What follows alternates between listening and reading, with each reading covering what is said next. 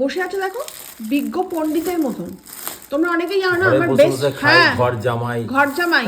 তোর সাথে না মানে আমার কিছুতেই বনিবনা হবে না। যারা বলে না ঘর জামাই, হ্যাঁ তাদের একটা কথা বলি, একবার ঘর জামাই হয়ে থেকে দেখো, কিছু কাজ করতে হবে না, বসে বসে খাবে।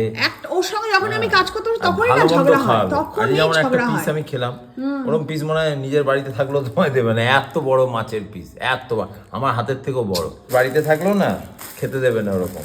নিজের বাড়িতে তো ইউজ টু হয়ে যাও, ঘর জামাই মানে বুঝেছো তো, রোজ তোমার জামাই ষষ্ঠী হচ্ছে, জামাই ষষ্ঠী। যাকে সোনালী সুতোর এখানে আমি দেখো সব নিয়ে বসেছি, এই এত মালের অর্ডার হয়েছে, এখনো প্রচুর বাকি রয়েছে, এখনো অনেক আছে। অর্ডার এগুলো তুই বস্তা করে মাথায় করে নিয়ে যাবি। তুই চুপ করে থাক, আমি তোর সাথে কথা বলতে চাই না। আর তোমরা জানো না যে আমার বন্ধু সোনিয়াই হচ্ছে আমার বিজনেস হ্যান্ডলার, সোনালী সুতোর হ্যান্ডলার। আর ও কি করছে, ওকে বলেছে যে তুই ওই কুণালকে বাদ দিয়ে দে, একে আমাদের মাঝখানে ঢুকতে দিবি না, একে আমার বাড়ি ইয়ে থেকে বার করে দিতে হবে।